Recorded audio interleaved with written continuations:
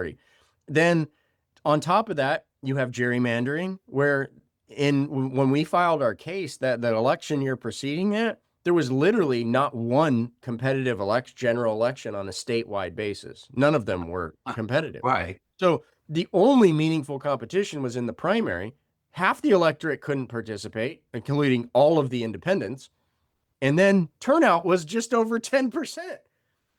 You crunch the numbers, 1-2% of the electorate really elected these people, right? And then we step back and say, why do these people seem not to represent the rest of us? Because they don't, right? They don't.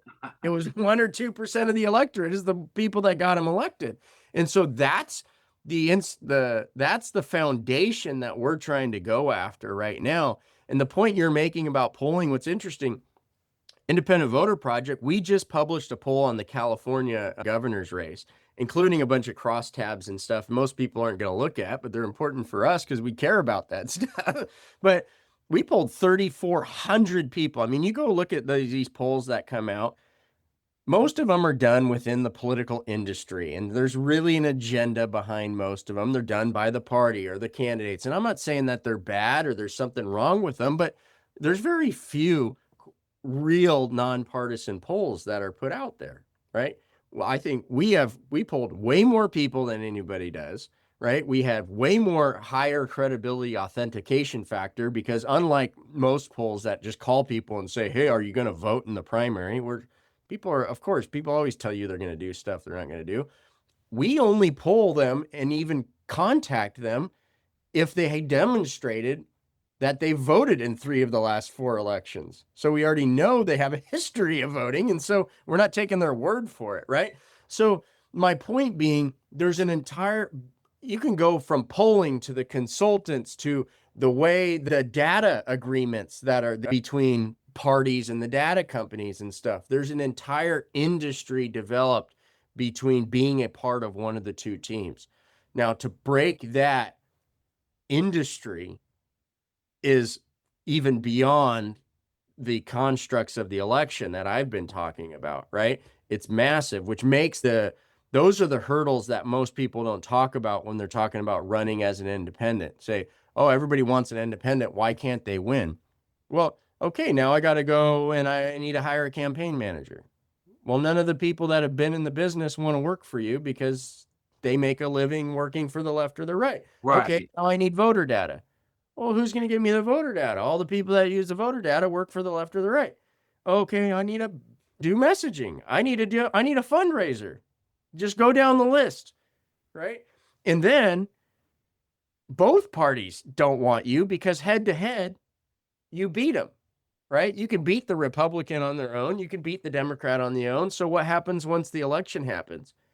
Both of them beat you down and tell the other side, tell their own people, if you vote for that independent, you're going to end up with this Armageddon over here. And the side says, oh, you're going to end up with the Armageddon over here. And it's the fear that drives people from voting for what they really want, right? And that happens over and over and again. And so that's just how the game really works. And when you point out that it's interesting to see that when New Jersey is the powerhouse of independents at the moment, you see a center-right governor who's not always center-right. You see a really guy that doesn't really affiliate, really doesn't bode well with either party. I mean, the fact of the matter is when they said you should run for president, he said, no, I'm not ready because he knew he had no connection to either party. And then when he just came out with this adamant disdain for Trump, he decided, I'm running no matter what. But that's because Trump was this conservative, so he decided to show up. But the fact of the matter is, I'm not saying I'm a Charlie Crist fan, but what I am saying is the power of the independent is that's the kind of results you get. Charlie Crist articulated a great message when it came to COVID. He said people aren't against vaccinating, they're against the indoctrination of it all, the insistence of it all. It made perfect sense. He wasn't saying I'm a Republican and I'd rather take a bullet to the head than a vaccination in the arm. He was saying, wait, just stop your messaging and your bullshit because it's not working. And neither party liked them for that. He didn't side with the Republicans. He didn't. Yeah. I mean, and frankly, look, people ask me all the time too, and I go, look, don't underestimate the number of independents that right now are with the MAGA movement, okay? And the reason why they went with Donald Trump is because they've been frustrated with the system for a long time, and he was the bull in the China shop, and so they said, at least there's a bull in this China shop because this China is all fake anyways, right? And so a lot of them went there, but look at where we have the system now. So Trump just went on a Twitter tirade on the Alaska top four primary model, right? They do a lot of discussion about, ranked choice voting just in the general and nonpartisan primary, but there's not a lot of discussion of what's the impact of it, right? Why did Trump go after the top four primary in Alaska? Well, because Murkowski gets elected in Alaska. He's a Republican. So Trump's saying, why don't I have a soldier in Alaska? Well, you have to look at the way she was elected. She was elected under a nonpartisan primary, and then four people advance, and the voters rank. So she has to win second and third place votes from voters who may otherwise vote for a Democrat, right? It's not a narrow base of voters that elect her. It's a much broader base of voters, right? And so Trump doesn't like that. Okay. And I'm not attacking Trump any more than I'm going to attack, because you go over to California. We haven't publicly announced it yet, but you can promote it on your show. We authored the California's top two primary. Okay. I took a lot of heat from folks in my own world who didn't like that because they go, oh, you're insulating the two parties. You're narrowing choice. You're doing that. Well, our first priority was one. Remember what I talked about, Supreme Court decision. Our first priority was parties claim entitlement to the primary. No, primaries belong to voters, not parties. And that's what we did. A nonpartisan primary means the purpose is for the voters to nominate candidates, not the political parties. Okay. But now you see both the Republicans and the Democrats right now, and Steve Hilton on the right and the Democratic thought leaders on the left, are attacking California's top two primary. But what is their agenda? Their agenda is to go back to closed primaries where Donald Trump can pick the winner on the right, and everyone from SEIU to the leadership in the Democratic Party can pick the winners on the left, and then they'll compete it out in the general. Okay. We are going to propose an initiative, and we have a very broad-based coalition that says, you know what? For whatever intended consequences of the top two primary that you don't like, the answer is not to go back to closed primary. The answer is to look north to Alaska and advance four candidates, right? And let's move to a top four system and allow voters to rank among the four.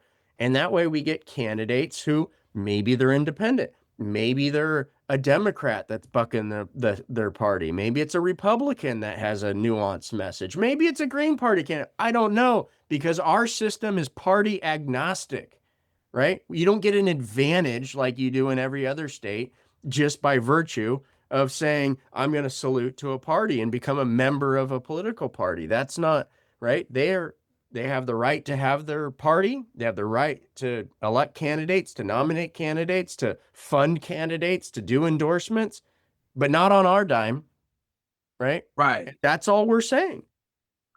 And that's just incredible, because that's really what could change it all around. Because like you said, when you talk about the dimes and the dollars, the billions are going to the Republicans and the Democrats. Yeah. And those billions are getting squandered on billboards that say no tax on tips and all kinds of other crap. But the independent, it's just, I've even said when I ran for office as a Democrat, and that was my whole disdain for them, is getting to know them even better than I thought I knew them. And then I was like, so I'm just going to become an independent.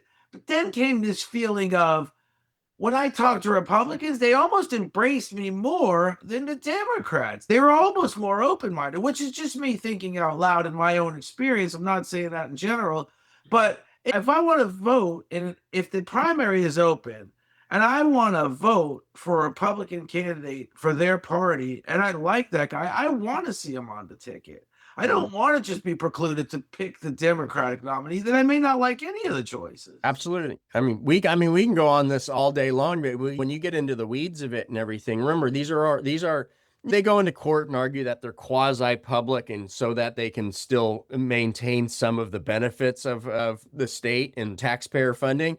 but then they go and assert their private rights, right? At the end of the day, they are private organizations that have asserted their private rights. So under those two umbrellas, though, when you get into the weeds, I mean, I'm sorry, Democrats, like the Republican